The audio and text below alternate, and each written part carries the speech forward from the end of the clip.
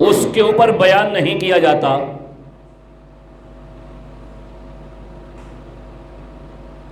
عزیزان گرامی، سیدنا عثمان ذی النورین رضی اللہ تعالی عنہ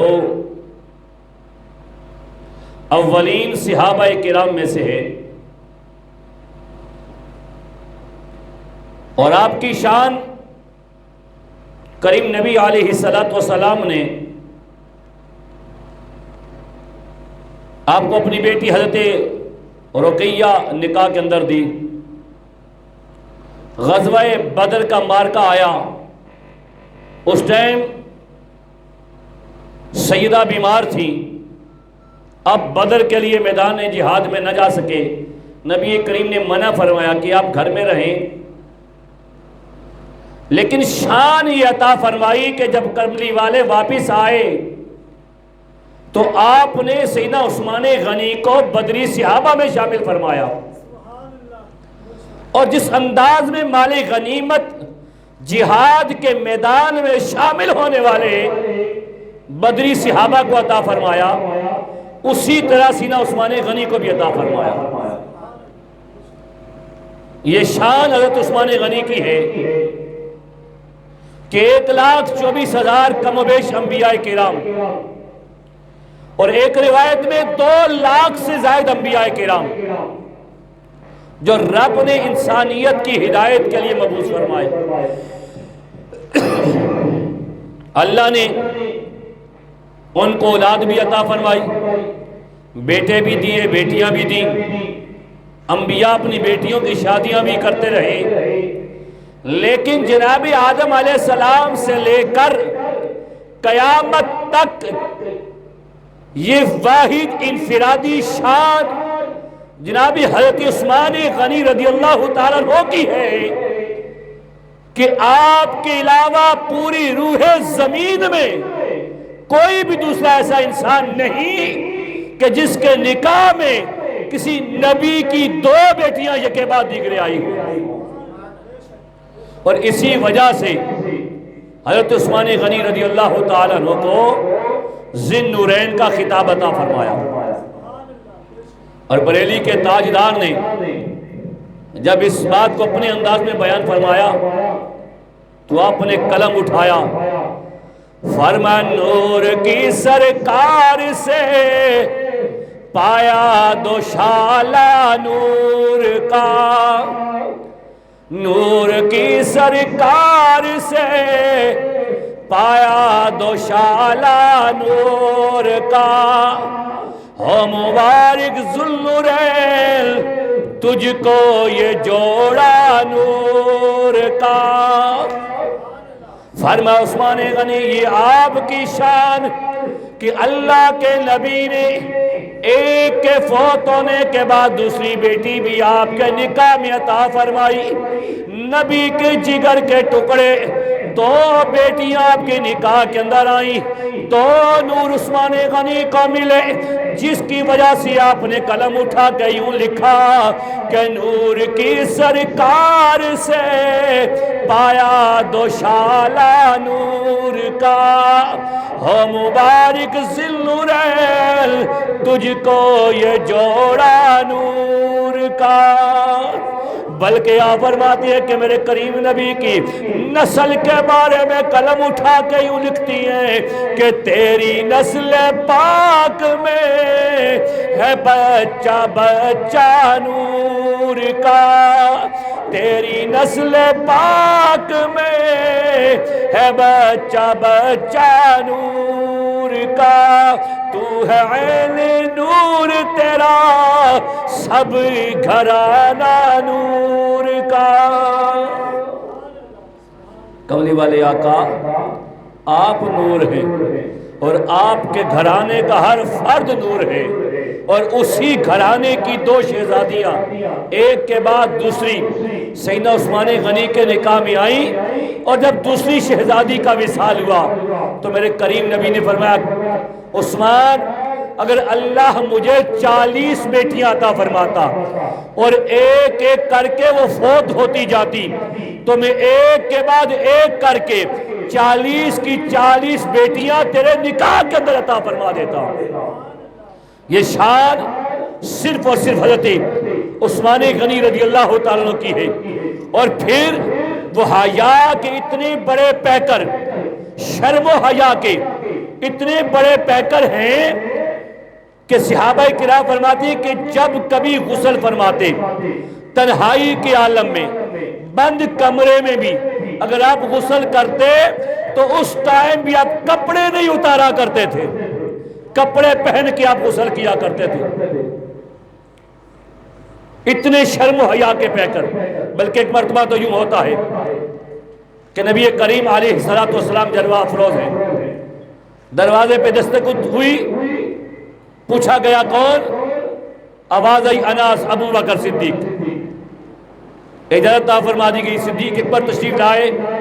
اس حدیث کی راویہ خود حضرت سیدہ عائشہ صدیقہ ہے، فرماتی ہے صدیق اکبر تشریف لائے، پھر کچھ دیر کے بعد دروازے پہ دستک ہوئی، اجازت طلب کی گئی، اجازت عطا فرما دی گئی تو کیا دیکھا کہ حضرت عمر فاروق رضی اللہ تعالیٰ تشریف لائے، آپ بھی تشریف لائے، میرے آقا کے قریب آ کے بیٹھ گئے، باتیں ہوتی رہی، نبی، صدیق اور فاروق آپس میں گفتگو جاری ہے۔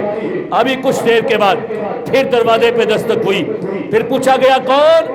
جواب آیا عثمان ابن عفان۔ نبی کریم نے فرمایا ٹھہر جاؤ، آپ کو روکا گیا۔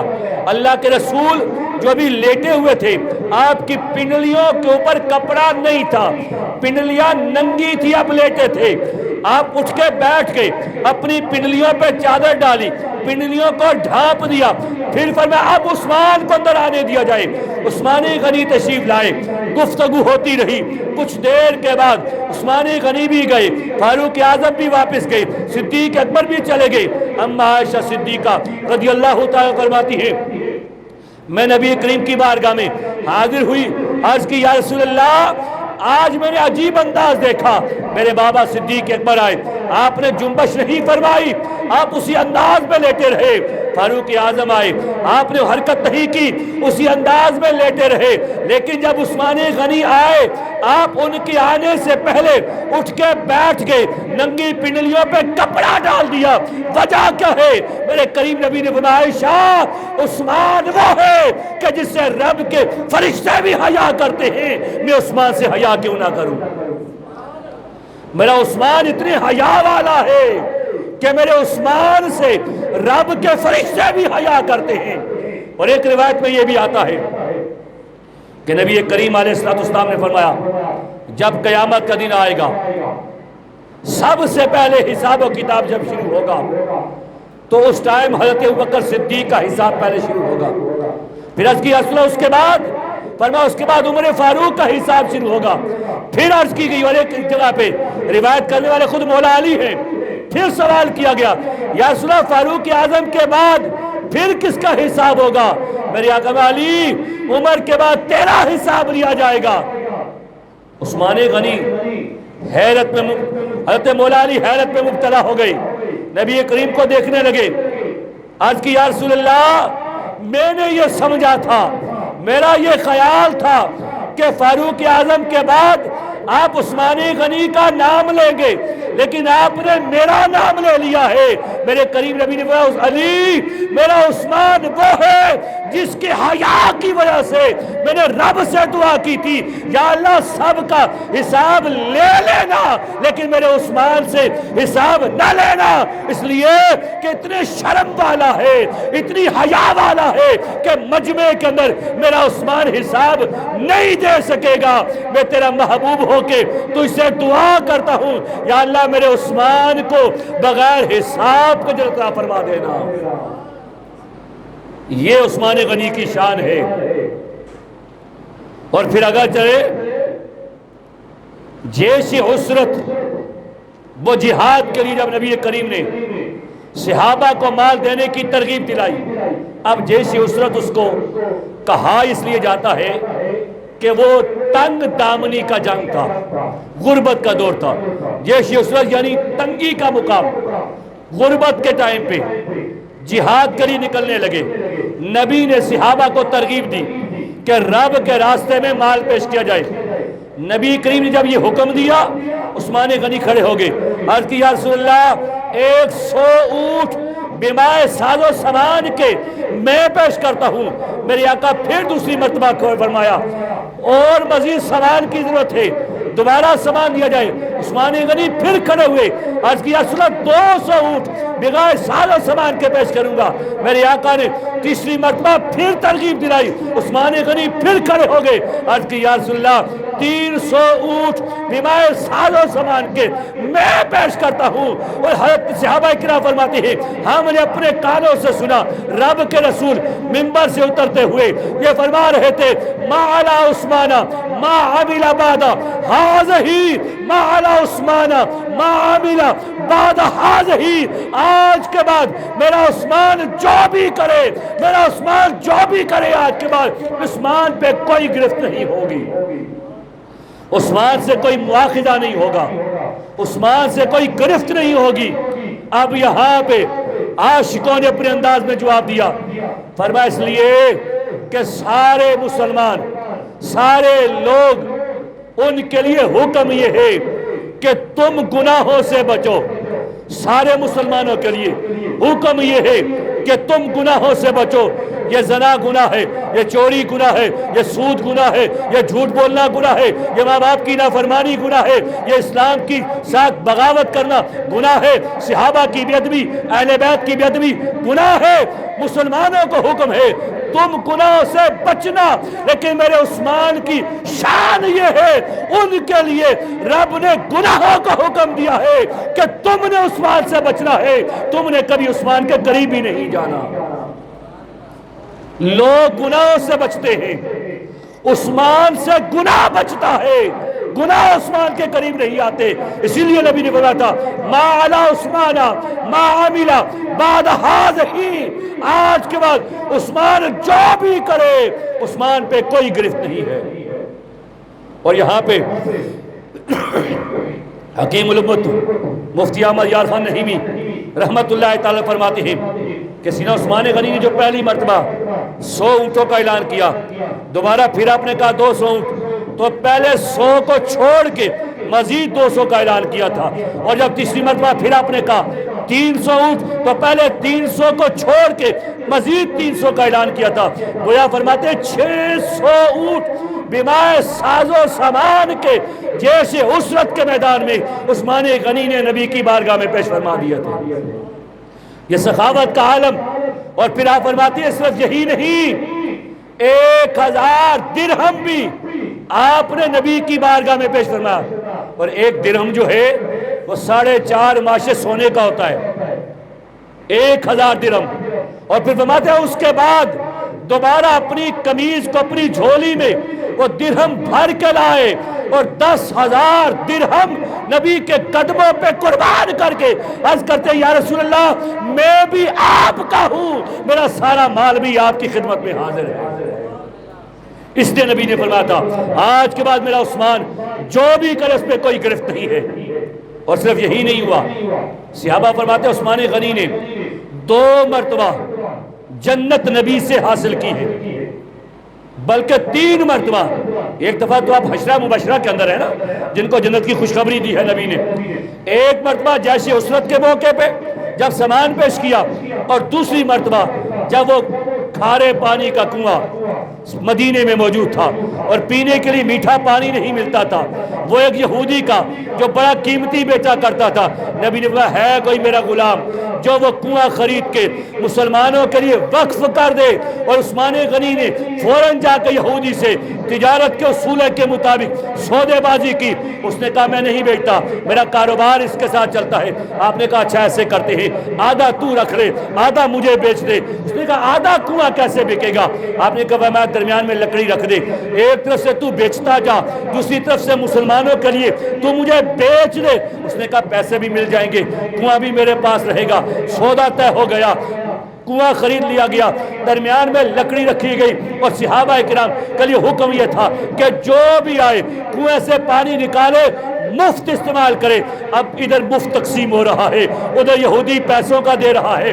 کون پیسوں کا لینے کے لیے چلا جاتا اس کی طرف, اپنے بھی بیگانے بھی سارے آتے تھے اور وہاں سے پانی مفت لے کے جاتے تھے. یہودی نے دیکھا میری آمدن بچ گئی, پھر عثمان غنی کے پاس گیا, کہنے لگا میں سارا کنواں بیچنا چاہتا ہوں, سارا دینا چاہتا ہوں. عثمان غنی نے دوبارہ کنواں کی قیمت عطا فرمائی, یعنی ایک کنویں کی 2 مرتبہ قیمت عطا کر کے مسلمانوں کے لیے خرید کے نبی کی بارگاہ میں آ کے عرض کیا یا رسول اللہ میں نے بحر روما خرید کے سارے مسلمانوں کے لیے وقف فرما دیا ہے.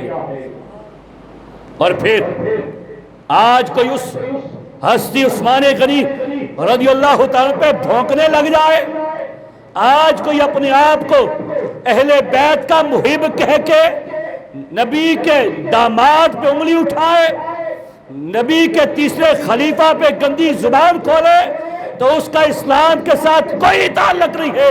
اس لیے کہ رب کے رسول جب ایک جنازے کے لیے گئے, جنازے کے لیے پہنچے, رب کے رسول کو بھی جب پتا چلا کہ اس انسان کے دل میں عثمان غنی کا بغض تھا, تو نبی نے جنازہ پڑھانے سے انکار کر دیا.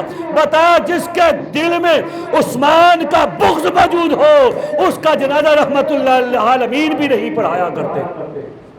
وہ نبی جو سارے جہانوں کے لیے رحمت بن کے آئے, جس نے ہر جگہ پہ لوگوں کے لیے دعائیں کی, لیکن عثمان کا بغض رکھنے والوں کا جنازہ پڑھانے سے انکار کر دیا. بتایا کہ جس کے دل میں عثمان غنی کا بغض ہوگا اس کا قبلی والے کے ساتھ کوئی بھی تعلق نہیں ہے. لہذا نبی کو خوش کرنے کے لیے, نبی کی رضا کے لیے عثمان غنی کی محبت ضروری ہے, عثمان غنی کا پیار ضروری ہے. آج لوگ ڈرتے ہیں, آج علماء بھی پریشان ہوتی ہے, وہ ممبروں پہ یہ واقعہ بیان نہیں کرتے, حقائق بیان نہیں کرتے, اس لیے کہ لوگ ناراض ہو جائیں گے, کوئی ہماری بات نہیں مانے گا, ہمارے نمازی کم ہو جائیں گے, مسجد کی آمدن کم ہو جائے گی. ہم کہتے ہیں کوئی بھی نہ آئے, ایک بھی سننے والا نہ ہو, لیکن بات وہ کریں گے جو رب کی مرضی کے مطابق ہوگی اور نبی کے فرمان کے مطابق ہوگی. اس لیے کہ دین کسی کا محتاج نہیں ہے, دین کسی انسان کی خوشنودی کا محتاج نہیں ہے, دین صراط مستقیم کا نام ہے. ہمارا عقیدہ یہ ہے کہ نبی کے سارے صحابہ کی محبت بھی ضروری ہے اور نبی کے اہل بیت کی محبت بھی ضروری ہے. دونوں میں سے ایک کو چھوڑ کے کوئی کہے میں کامیاب ہو جاؤں گا تو اس کی سب سے بڑی بے وقوفی ہے, وہ کبھی کامیاب نہیں ہو سکتا. کامیابی کے لیے صحابہ کی غلامی بھی ضروری اور اہل بیت کی محبت بھی ضروری ہے. سیدنا عثمان غنی رضی اللہ تعالیٰ عنہ, وہ صلح حدیبیہ کا واقعہ آپ نے بارہا سنا, جب نبی کریم 1400 صحابہ کے ساتھ عمرے کے ارادے سے گئے, منافقت اس ٹائم بھی موجود تھی. اور یہ بات ذہن میں رکھیں, جب نبی کریم مکہ میں تھے اس ٹائم پہ منافقت نہیں تھی. نبی کریم کی مکی زندگی میں منافق نہیں تھے, اس لیے یا تو سیدھے سیدھے مسلمان تھے یا سیدھے سیدھے کافر تھے. جب نبی کریم مدینہ میں گئے اس کے بعد منافقت شروع ہوئی. کیوں؟ اسلام نے زور پکڑا, اسلام نے طاقت پکڑی, اسلام نے عروج پکڑا, اسلام پھلنے پھولنے لگا. اور جب کسی کو رب طاقت دے دے, جب کسی کو رب عروج دے دے, جب کسی کو رب شانے دے دے, پھر لوگ منافقت کرنے لگتے ہیں, پھر لوگ جلنے لگتے ہیں. مدینے میں اسلام کو عروج ملا, منافقت بڑھنے لگی. نبی کریم جب عمرے کے ارادے سے حدیبیہ کے مقام تک پہنچے, کوئی منافق کیا مکہ میں, اس نے کہا محمد رسول اللہ صلی اللہ علیہ وسلم جو ہے تمہیں قتل کرنے کے ارادے سے آ رہے ہیں, جہاد کے ارادے سے آ رہے ہیں, تمہیں نیست و نابود کر دیں گے. ادھر وہ تیار ہو گئے جنگ کے لیے. واپس پھر نبی کریم کی بارگاہ میں وہی منافق آیا, وہ تو جنگ کرنا چاہتے ہیں, وہ تو ان سے لڑنا چاہتے ہیں, آپ کو مکہ میں نہیں آنے دیں گے. نبی کریم نے حضرت عثمان غنی کو فرمایا عثمان تم جاؤ ہمارے سفیر بن کے, ہمارے قاصد بن کے, تم جاؤ اور جا کے ان کو بتاؤ ہم جنگ کرنے کے لیے نہیں آئے, ہم نہتے لوگ ہیں, ہم تو عمرہ کرنے کے ارادے سے آئے ہیں. جب یہ بات ہوئی سیدنا عثمان ذی النورین جب وہاں پہ پہنچے مکہ المکرمہ میں, ان کو پیغام دیا گیا رب کے رسول عمرے کی نیت سے آئیں گے, مکے والوں نے کہا عثمان تیرے احسانات بڑے ہیں، تیری سخاوت بڑی تھی، یہاں پہ تو نے لوگوں کے ساتھ بڑی نیکیاں کی ہیں، تو نے بڑے احسان کیے ہیں، عثمان تم آ گئے ہو، تم کعبے کا طواف کر لو، تمہیں کعبے کا طواف کرنے کی اجازت ہے، لیکن تمہارے نبی کو ہم طواف نہیں کرنے دیں گے۔ قربان جاؤں اس عاشق صادق پہ، اس نبی کے غلام پہ، اس عثمان ذی النورین پہ۔ فرمایا سنو، تم یہ چاہتے ہو کہ عثمان اکیلا طواف کر لے اور نبی طواف نہ کرے، ہم یہ کہتے ہیں جب تک نبی نہیں ہوگا عثمان کعبے کا طواف ہی نہیں کرے گا۔ جب تک نبی ساتھ نہیں ہوں گے عثمان کعبے کا طواف نہیں کرے گا۔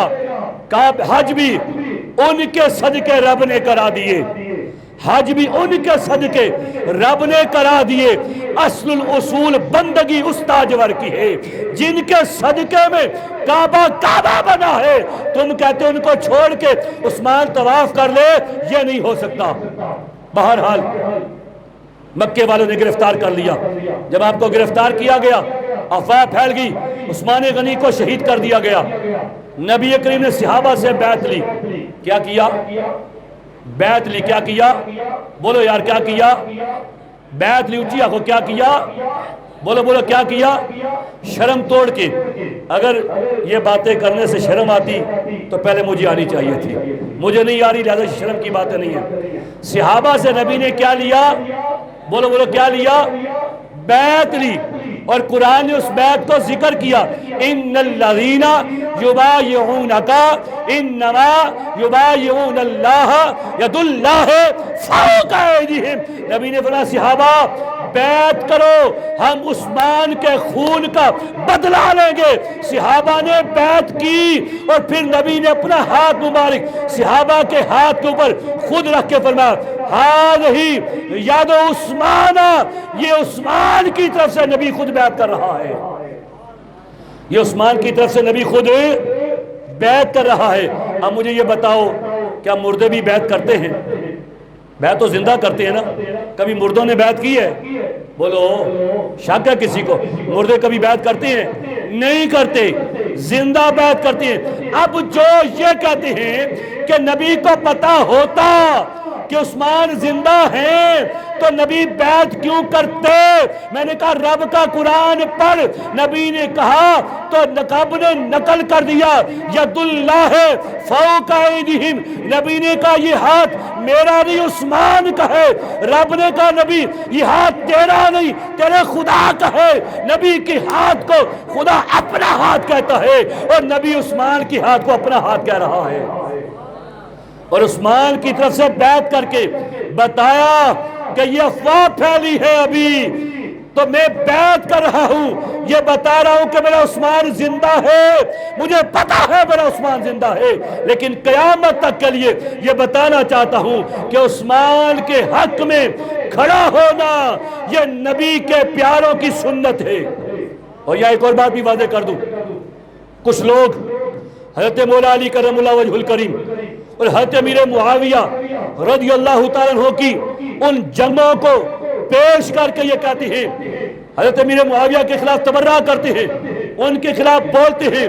ہم یہ کہتے ہیں جو امیر معاویہ رضی اللہ کے خلاف بولے ہیا کلب من کلاب الحاویہ، فتاوی رضویہ ہیا کلب من کلاب الحاویہ، جو امیر معاویہ رضی اللہ تعالیٰ کے خلاف بولے وہ جہنم کے کتوں میں سے کتا ہے، اس لیے کہ جو وہ جنگ تھی علی و معاویہ کے درمیان وہ عناد کی جنگ نہیں تھی، عناد کی جنگ نہیں تھی بلکہ اجتہاد کی جنگ تھی۔ اب یہ ایک کا بھی فیصلہ نہیں تھا کہ عثمان غنی کے خون کا بدلہ نہیں لیں گے، دونوں یہی کہتے تھے ہم بدلہ لیں گے، مولا علی بھی یہی کہتے تھے، عثمان غنی بھی یہی کہتے تھے ہم بدلہ لیں گے، علی بھی کہتے تھے بدلہ لیں گے، عثمان غنی بھی کہتے تھے بدلہ لیں گے، دونوں متفق ہیں اس بات پہ، صرف اختلاف یہ تھا کہ مولا علی فرماتے تھے پہلے امارت مشکل میں ہے اس کو سنبھال لیں بعد میں بدلہ لے لیں گے، امیر معاویہ کہتے ہیں ابھی بدلہ لے لیں گے۔ یہاں پہ اہل سنت کا موقف یہ ہے کہ یہاں پہ یہ اجتہاد کا جنگ تھا، اجتہاد کی جہاد تھی۔ اب اجتہاد جب دو مجتہد اجتہاد کریں کسی دین کے مسئلے پہ جس کا اتحاد مضبوط ہو نبی کے فرمان کے مطابق اللہ اس کو ڈبل ثواب عطا کرتا ہے. جس کا اتحاد مضبوط ہو اللہ اس کو ڈبل ثواب دیتا ہے، اور جس کا اتحاد دوسرے کے مقابلے میں کمزور ہو اللہ اس کو بھی سنگل ثواب عطا کرتا ہے. گناہ نہیں ہوتا، اس کو بھی سنگل ثواب ملتا ہے. اور ہمارا یہاں پہ موقف یہ تھا کہ اتحاد مولا علی مضبوط تھا، ان کا اتحاد ٹھیک تھا، ان کو ڈبل ثواب ملا ہے. اور حضرت امیر معاویہ کا اتحاد علی کے مقابلے میں کمزور تھا، اس لیے ان کو سنگل ثواب ملا ہے.